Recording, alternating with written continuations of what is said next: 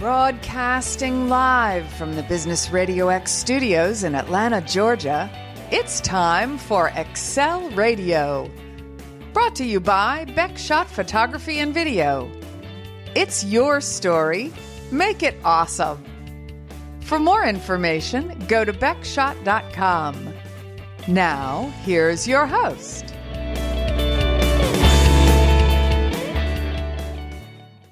Hi, everybody. The Three Musketeers of Marketing back again. Robert Mason from eXp Realty. I'm Randy Beck from Beckshot, and Stone is here of Business RadioX. He's our producer, and he is the sharp end of the spear at Business RadioX. Our guest today is Denise Jutze, and she is a PEO. Now, PEO in my world stood for Program Executive Officer, and that's a guy at the Pentagon who writes big, fat monster checks to build fancy speedboats and explosives and stuff like that. So, Denise, what does PEO mean in your world? PEO in our world means a professional employment agency. That's different. Yeah. And your company is? SBRUS2 Payroll Services. SBRUS2.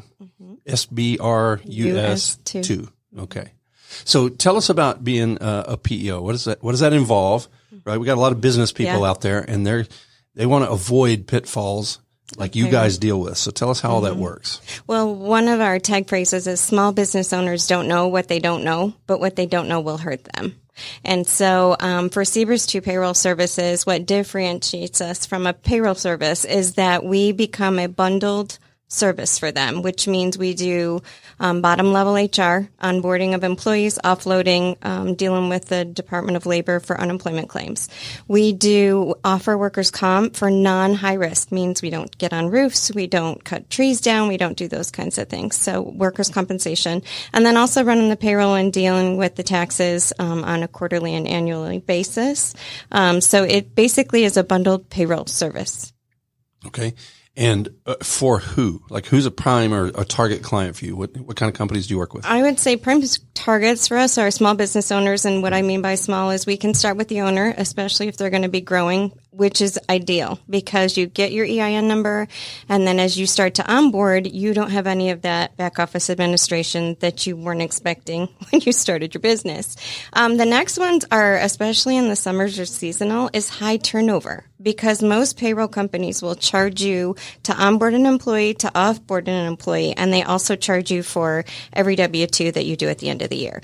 So those are really ideal clients for us who don't want to have to deal with the administration. It doesn't matter the industry and that sort of thing? No, minus high risk. That's the only thing we don't do. So what is high risk? Define that. You said roofs. Yeah, roofing. We don't do anything with mold remediation. We don't do anything with near the water. So high risk would be something that you would end up paying a ton of money for workers' compensation for. That's a great indicator. So would you or would you not do like construction contractors, plumbers, welders? Yes, we can do all those things. We don't do, like I said, any kind of remediation where a house has been put underwater and now they're having to rip out drywall and they find black mold. That's not a company that we could do. So the disaster recovery companies, not so much. Exactly. And we preface it by we go research their information on their website. We try to see kind of what they do, because especially people that are trying to get around having to pay workers' compensation, they will undercut kind of their explanation of their business because they know it's going to be expensive. Are there any states that you won't work in? Right now we do have a few, but it's only based on the workers' compensation. And so what we would do, especially, that would be more in a franchise environment where they might have multiple locations. And so what we do is we do a preliminary sit down where we determine where they are, and we'd be able to give them that indication at that time. Any size parameters? No, not really. It's more, I would say people who are not going to love the fit of SBRUS, especially, is people who are very high tech, who want 401ks, they want high enrollment benefits. We do have benefit packages, which are, because it's a group, it gives us an option for a discount and at least access for some of their employers, but not if they're C-level, V-level. They're not going to love us. So you've mentioned already workers' comp, employment packages, benefit packages. Yes. So it sounds like you guys do a lot of things. Let's talk a little bit about the mix of service that you provide. Okay. So what I like to say, and I do this in visual where I use a 4-piece puzzle. And so the first piece is payroll, which is the main piece that we do. And payroll means that we offer the employees their payroll services. We take care of their taxes. And then we also can offer direct deposit pay cards, which is a benefit for people that don't have bank accounts, and checks, which we ask them to avoid. So payroll is the most minimal thing we do. Now, payroll is the cornerstone of what we do. You can't get the workers' comp. You can't get everything else if you don't take payroll. So payroll is the first piece. Then the HR services is an automatic domino, because that means that when they're onboarding employees, we send them a link. They say, okay, we're getting ready to hire this person. We send them a link. The employee gets into the system. They onboard themselves. They send us their IDs. That's another benefit for us, is that we do e-verify. So especially if they have government contracts, that's a critical factor. They're going to make sure that that's in place. And then, again, for the offloading, if they're like, no, this isn't a good fit, then they can release them back to us without penalty of Department of Labor. That's a huge deal, because another place where we separate ourselves is we don't have any onboarding costs, no setup fees, and no early contract terminations. That is huge. Usually you get charged every time you send an employee, every time you take them off payroll. All of those things are additional line items, whereas we have like one line, no little black writing. So you said no checks, so that your automatic deposits. That's we can do checks, and some people that struggle to not have a bank account, especially for some of our customers, meaning their employees may just be out of high school, may just be getting their legs back underneath them. We do have several customers that work with employees who are in like halfway houses or recovery places. Okay. And so when they come to us, they don't have bank accounts. And so it does help that we have that pay card that they can swipe like a debit card. And that way they don't have to have anywhere to deposit the money. Now, you also said like when you're onboarding or releasing somebody, you're not charging fees and all that No. stuff. So is that because the employees are on your EIN and not on mine? Yes. And so now it's like I'm paying you my fees for the service, but essentially I'm just like renting the employees from you, and you're handling all the administration. That's right? Exactly right. And so what I like to say is basically it's a test drive for your employee. So even if we have companies that ultimately want to hire them full-time on their payroll, on their EIN, this is an awesome way to test drive the employee, to let them work out their probationary period and then hire them full-time. If they feel like it's not going to work, it's over $5,000 to find and do the early training and onboarding for an employee. More than $5,000. That's a lot of money when you figure out that, one, especially in this current climate, people aren't going to stay. Not because you fire them, because they're like, oh yeah, that wasn't what I thought. Or you bring them on and they're not a good fit for you. So what we tell people is run the honeymoon phase through us. And if you decide you love them and you want to take them on, then take them. And if you don't, there is no penalty. Now, even when you're working with a standard payroll company like an ADP or a Paychex, they're going to charge you every time you do that, even if they are your employee, because that's one of the back office administration. They want to pay their staff. We have a smaller staff and a smaller overhead, and so it's really a customer service thing. So being in the real estate business, would a real estate brokerage firm be a candidate for you guys? They are a candidate. Especially the brokers who are hiring an in-house admin. That's actually a great fit, because you don't want to have to deal with the IRS to run payroll, run your 941s, run your 940s, which are quarterly and annually filings. If you're running them through us, the IRS we become a line item for payroll, but they become compliant. The gift of that for the employee is that as a 1099, anybody that's been a 1099 is going to know this. The IRS and banks, financial institution, make you jump through hoops, like 2 years worth of tax returns and all this stuff. Whereas when you're paying them as an employee, they have a check stub. And that's hugely beneficial. We actually have a few owners who have put themselves on payroll for that very reason. We have a few owners who have put themselves on just because it helps them bank their tax money, and they're not having to pay so much out of pocket at the end of the year. Right. That's really interesting. To get off the 1099 status, right? Basically, you get that check stub, and now you're an employee of yourself, right? or something like that. Yes. And so your financing is cleaner. Yes. And if you're going in for a mortgage to buy one of Robert's Airbnbs. Yeah, exactly. So you're easier to underwrite now, right? Yes. And the other thing too is that it gives you a workers' comp certificate, because sometimes you may not feel like you're in an industry that's risk, like it's going to be a big deal. Well, still, if your office administrator trips and smacks her face and you have to pay for that, it's coming out of pocket if you don't have workers' comp. Now, the first time we talked about this, you talked about the 1099 pitfall with the Infernal Revenue Service. So, and it struck me that did there. It struck me that I'm good. I sneak those things in. I got that. Mr. Anarchy. Yeah. So it struck me that you have a good strategy to stay out of trouble with the revenuers. That's right. And I'll explain some of the red flags that the IRS is looking for. So one of the things that I did. Hold on, let me take notes. Okay. In the networking meeting, and this is helpful for anybody that's listening to this, is there's actually a 20-question survey on the IRS website, on the government website, that you can download. And it will let you ask the questions, those 20 questions. And if you answer a certain amount of questions above a minimum, then they're your employee. They're not a 1099. And things that are really going to create red flags are, for you to do your checklist, is are you paying a social security number or are you paying an EIN number? That's the first thing. If they truly are a contractor, do you have a contract? And does that contract list out their responsibilities? Does it list out your expectations? Because as a 1099, you can't tell them where to go, what to use, when to be there. You can't tell them any of that. They get to show up when they feel like it. They get to finish the job and do it on their terms, unless you have a contract that outlines that. Sounds like the people that run those programs are all bureaucrats. Another dig. Just saying. But that's what we have to deal with, right? So how does your service help somebody stay out of trouble on that 1099? So we scenario. Ideally, on the front end, we just really kind of do a risk assessment to figure out, are they really employees? And if they are, then we give them an option that is not going to give them a huge overhead to turn them into the employees. Because if they're not, then ideally, great referral partners for me will be business attorneys who will help them write those contracts.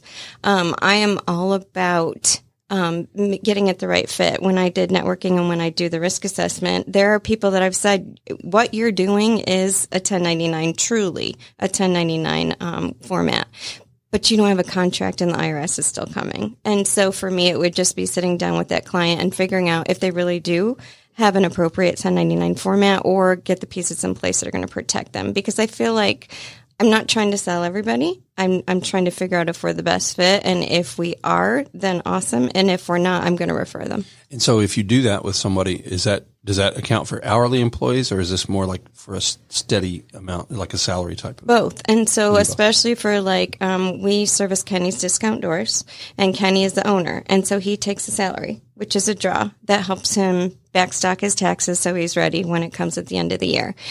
Now, guys, I didn't set that up. Kenny's Discount Doors is a Backshot client. But I did not know she worked with him. Yeah. So this is full disclosure. Yeah. See, we're everywhere, aren't we? It's true. And Kenny is awesome. Me and Denise, our plans for world domination.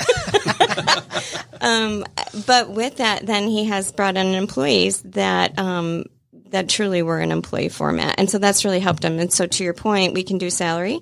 But if their salary, again, where somebody gets dinged is they're going, oh, their salary. Well, to the IRS, if you're not a manager and you're not a salesperson, you're not salary. You don't get to do that, because people do that as an end around to not have to pay overtime. So there's a bunch of pitfalls that people get into. A lot. They don't know what they don't know. Right. We'll be hearing that a lot. I got a feeling we're going to hear that a lot. Yeah.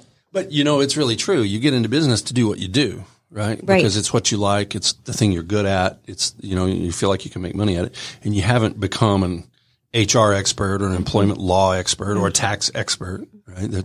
Those are entirely different businesses. Mm-hmm. Yeah. A prime example of that is the medical community. You've got these guys who go to med school, gals go to med school. They get out. Now they're certified to be a doctor. They got to create a business. Mm-hmm.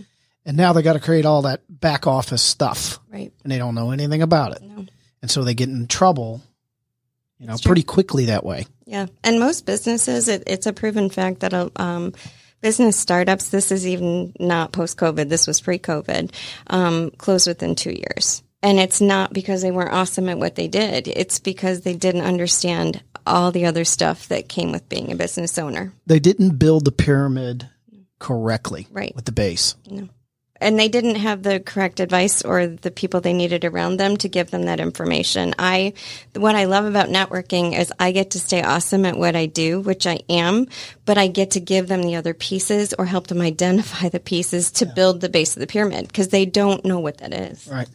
So what are some other pitfalls? Like we just talked about the 1099 thing, and you mentioned workers' comp a little bit earlier. What else? Where else can you step into a bear trap without knowing it? So a lot of people that are referred to us came because they didn't realize that the IRS required quarterly filing or that they have to withhold employee taxes and match them. And so a real tendency is either one, you didn't know, and so you didn't withhold it. The second thing is that you held it, but you weren't disciplined not to spend it. And the IRS is still coming. They still want that money. They're still going to ask you for your quarterly payroll return. They're still going to expect you to write that check. And if you haven't withheld that money, if you spent it because rent came up or something, piece of your equipment broke down, the benefit of using a service like ours is that money is already set aside. You're not tempted to spend it.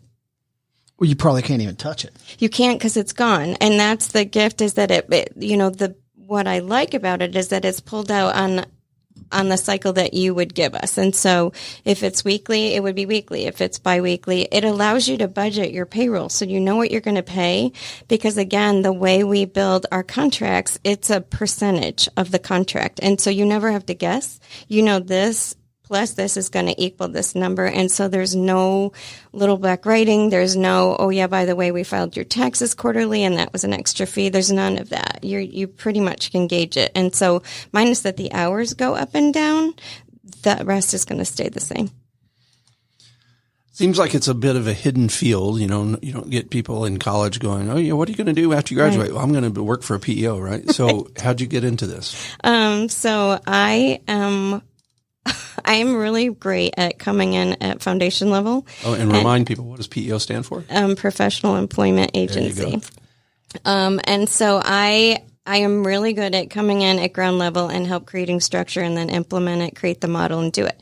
And so in 2006, I had been working for another agency and somebody said, I saw what you did here. I want you to come in and do it at another company. And that company, in our world, ADP is really, or Paychex is a big fish. And so they eat up little fish. And so the company I was working for got ate up by ADP. And, in a good way, they bought it out because it was taking their business. And so with that, I came in and they were like, I need a model. And so that's what I did. I came in and strategic partners for us are CPAs because they hate, unless they have an in-house payroll person, CPAs do not love doing payroll. They don't. I actually had one tell me they wanted to smash their thumb with a hammer and another one smash their head. 2 separate occasions, like, I hate payroll. And it's like, okay, well, that's okay. So with that, that's how I got engaged in that world. And then created So I would say I like getting paid. Yeah. Mm-hmm. I just don't want to deal with the payroll. Right. Right. Exactly. And people don't, like I said, understand all the backup. They want their W-2. Yeah. But when you've been paying them out of pocket or you've been not doing it right, that it's not coming. So now I do remember a few years back, there was a big debate about real estate, right? Are these guys really 1099s? Are they really employees? So Robert, what is that? Are they still 1099s? Sure. 1099s. Because independent agents, you sign a contract up front, which is critical, and you've got to look that over and you've got to understand that thing. Right. And then there's the onboarding part, which is the back office part of that. But yeah, real estate agents, we are sole providers. We are independent contractors. We are 1099. And so as an agent that's successful and gets started and grows and they're starting to make some real money, it might be actually a good strategy to get on board with somebody like you. It would be not from the 1099 paradigm. It would be when they start to build their back office, their support team. Those people would be the people that we would do payroll for. Because he's right. The 1099s are straight 1099s, and that usually comes through your CPA. We see a lot of people building teams nowadays. That seems to be a growing trend. But a lot of those teams are not building the back office. Right. No, not correctly. Right. But the brokerage it wouldn't just be a big agent that's being successful that would need you. The if you're talking about itself might too. A company like EXP or Keller Williams or something like that, yeah, they're going to have that back office piece already. Right. But for the team building stuff, that's different. But Vibe over here off the square won't. They have to build that or buy it. They'll probably have to buy it. Yeah. And that's where you come in. Mm-hmm. Outsource it. Mm-hmm. Yeah, for sure. I mean, we wouldn't come in. I'm our other, our staffing side of it. That's where that would become valuable resource to, headhunt. But the payroll is really just for the employees, the W-2s. Okay. And Robert mentioned medical. So are those good people? I would say medical offices, ideally, because they're going to, all the support staff, the people who draw the blood, all those things, yes. Legal offices, where they have the attorney and then the people that do the support. So those are great. Any kind of small office environment is ideal that doesn't already have the infrastructure of administration set in place, because again, then we become that arm for them. Yeah. The 1099 people also have to have their own workers' comp. They do, but that's also listed in the contract. It would state if they had to have that in place. And again, without payroll, they can't have our work comp piece. So I, through networking, have found some really reasonable workers' comp companies that we would refer them to. But ideally, you're right. They do have to have workers' comp, but they don't have to have payroll. Or we set them up through payroll with you where they're covered on that already. Yes. Yep. Okay. Yep. If they take payroll. So what we're trying to do is kind of build an idea of who to refer to you. Right. So that's why we're asking some of these questions. No, it's great questions. And like I said, I think just to make it clear, the differentiation is 1099 is not a good client. If it's 1099 exclusive, 1099 with administration is absolutely a great fit, because the 1099 is not wanting to focus on any of that stuff. Yeah. It's the last thing they think about. It is the last thing they think about. Yeah, until the IRS calls or they get that letter. And then they get serious. then they start thinking about it. Oh. What's her number? Right? Yes. So a business, let's use me. Let's say that at Beckshot I said, gee, time to do this. Yep. Because I have all these 1099 guys running around. What's onboarding like with you? What does somebody have to do to get started? So we sit down and I do that risk analysis, and then we have some questions that we go through and ask to figure out how many employees, what the payroll cycle is going to look like, those types of things. And then we complete that paperwork. I send that in. They build the contract. We send it back to our corporate office. They build it. I sit down with the customer. We review it. They sign off on it. That's the customer onboarding. Employee onboarding is, hey, Denise, I have a new guy that I need you to onboard, send him an email. And I did have that happen. We have a company called Instant Imprints, which is just they do all kind of paraphernalia for companies that are trying to market themselves. And so she has an intern that's coming from Kennesaw State. And she's like, I would like him to start Monday. And so I was like, okay, well, then you need to give him my information so that we can capture critical data, send it in. And then he did. He filled it out within a day, sent us his IDs, and he started today. Okay. And so it strikes me that a lot of the people that might be calling you might already have a problem. Most of the people that are calling us are flying by the seat of their pants. They are like not, CPAs refer problem children to us, right? Because they already knew that they were not disciplined not to spend that money, or they've already had an issue. And again, the benefit is that we can use our EIN. They don't even have to change employees. They get to keep all the same people. And so with that, we get the contract in place and then we start to handle it. And the CPA loves that because the next tax season, they're not dealing with that. A perfect example is we had one repeat offender for the IRS that got a letter that was pretty standard to them from the state of Georgia. And they forwarded it to us and said, what do we do with this? And I was like, okay, I'm going to reply. I'm going to CC you in on it. And because it was like, hey, you didn't pay it for this quarter, this quarter, this quarter. Well, we had already taken it in. We had been doing their payroll. It's just they were used to them not turning them in on time. And so I was able to reply to that email, CC the owner, and say, we took it as of this day. Here was a letter that we sent to you to let them know it changed from this EIN to this EIN, and they don't owe you anything. And they were like, oh, sorry. That's helpful. Very. So to prevent that scenario, let's say somebody's out there, they're getting started in their business. Obviously they don't want to make mistakes. What kind of advice do you have for somebody that's out there building business, but not very far along yet? I would say get your EIN. Just don't start flying by the seat of your pants. It's interesting. I was in a networking meeting and they had these little lights in their hands and they were like, okay, turn on the light when you think that's the next thing they need. And everything was like overhead, website, video. Like we need all this stuff. Nobody said payroll, CPA, like all that stuff. So I would say first step is you need to find a CPA that's going to be a good source to get the foundation laid correctly, like you said. And then to get somebody that's going to help them get the steps in place, their EIN number, all those things. And then if you're going to have an employee, you want a payroll service. If you have an EIN, that means employer identification number. So you're probably going to have an employee. So then I would say get a payroll service. Okay. And for bigger companies that are already going, they may have some of this in place already, but may not have done a very good job. Right. So what do you say to them? What's your advice there? Call me. You need to get in touch with me. Who? The HR person? No. The So CEO, a lot of the people that are calling us they don't have the HR person. Their sister, their mom, a friend is doing their stuff and they're not, it's their second job. It's, I'm helping. It's their spouse. And so a lot of them have been pulling their hair out for a while anyway, saying, please get help, because they don't know. And so with that, those are great referral resources. If it is a smaller company with an HR director, we're a great fit for them too, just because it becomes one invoice versus 3.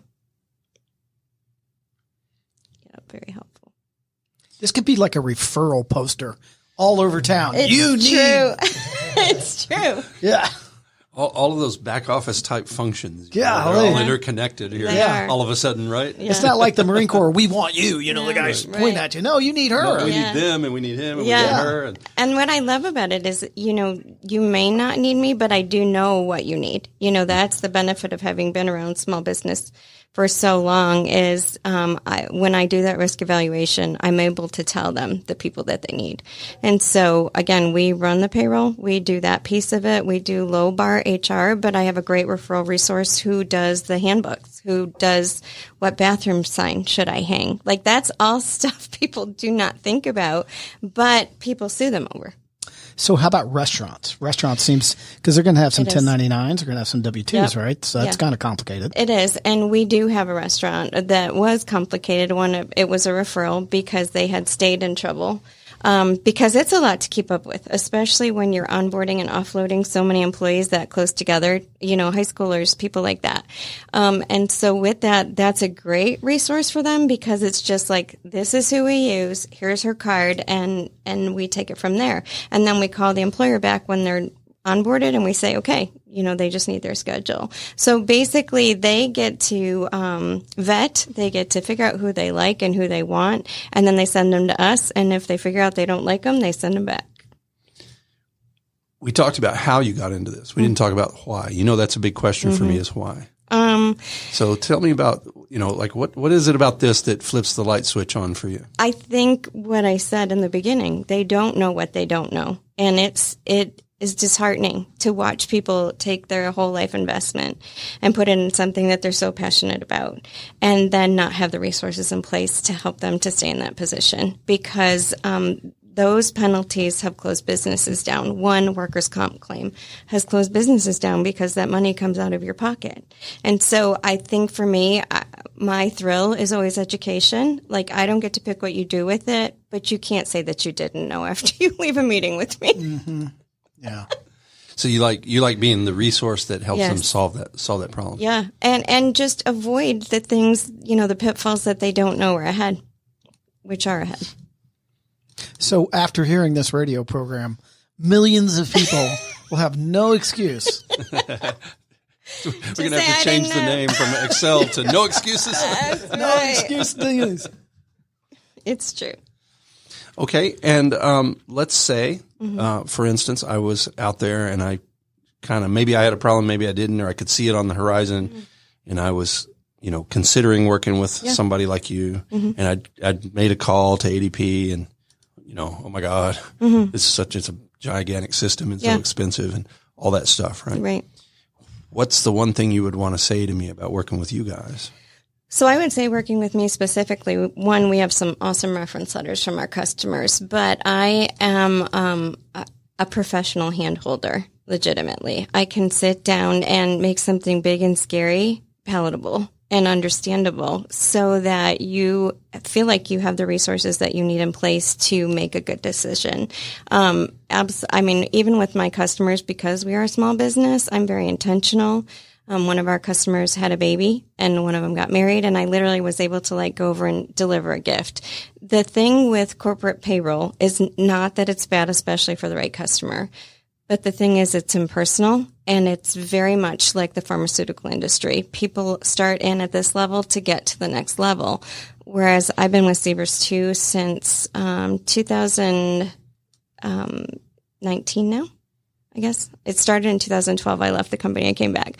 But since 2019. And so our customers have had the same payroll processor, which is my office manager.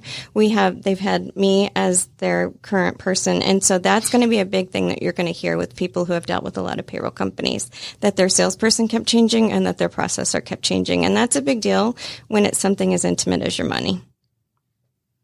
And so as a professional handholder, you can smooth all that out. It's a personal environment. Yeah. So that makes it easier for me. Well, it makes it easier because especially when you're like, okay, this is such a great example. So during COVID, the IRS said that normally what happens is if somebody's going to file unemployment, the employee goes and files.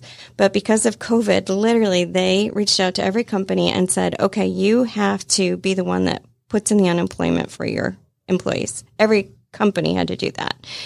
Our customers called us and said, oh my gosh, I have to lay all my people off. We had to administrate the unemployment for the rest of COVID until they hired them back. Which again, that's the personal piece. They're already trying to figure out what they're going to do when their doors are closed and nobody's doing business. That was the last thing they needed to worry about. And that was such a perfect example of what we were able to offer them, was to say, you focus on you and we'll focus on this. That seems very important that you were that part for them. It was wonderful. Because that was difficult. It was critical. A lot of people, restaurants, businesses closing down for a variety of reasons. Government shutting companies down, telling people who could work, who didn't work. Right. And you took that control and that ownership of that. Yeah. Yep. And we were able to, soothe their employees' concerns when they had any questions about that. We were able to walk them through that process. And so the customer wasn't getting those calls. We got them. Yep. Well, there's a lot of requirements and a lot of detail in all of our businesses that we don't necessarily think of when we start them. Right? We're concerned about what we're there to do, not about all the back office functions and the legalities and all that. So all that planning up front, that's hard to do. It seems like there's a real advantage here that you can shorten that process. Yes. It's just like hiring a consultant, just it's like exactly like hiring an exec or an expert. Yes. Right? Yep. Without paying the fee. That's exactly what it is. It's like hiring a small business consultant at the beginning to say, these are the pieces and here are some people I would recommend. But, the benefit with me too is that, corporation business, a lot of times what they'll do is they'll have departments that are all consolidated into one. Well, I do that. I just do it through networking. And so they can pick them or they don't have to, versus corporate where they would. Now, that thing with COVID too, that's also something when people are saying, okay, I don't understand the difference between payroll and PEO. If you were with a standard payroll company during COVID, you were the one filing unemployment every week. You were the one that had to do everything. A PEO, which is what we are, because they were our employees on our EIN, then that's why we had to handle that. And so that's a big differentiator, is the difference between payroll and PEO is they're yours versus ours. You maintain direction and control. We maintain all the background noise. So it's critical. It's not unlike somebody buying an investment property like a short-term rental, and you've got all these ideas. I'm going to do this. I'm going to do this business, and you get in this business, and then you leave a lot of things out. We've had that conversation before. So one of the parts that I guess that you're going to have to discuss early on is you have to give us the control of this aspect of it, because here are the reasons why. Right. And for people that are control freaks, it's not that we don't have to vet them. They can be people you like. They can be people that you send. We don't have to micromanage them. No. We're just going to take this part so that when it gets uncomfortable or cloudy, we can take it off your plate. Yeah. Denise Jutze, everybody, making your money and your time go farther. Much farther. As you pursue your entrepreneurial dreams. Yeah. Thank you for coming in. No, thank you for having me. Very interesting and educational. Thank you.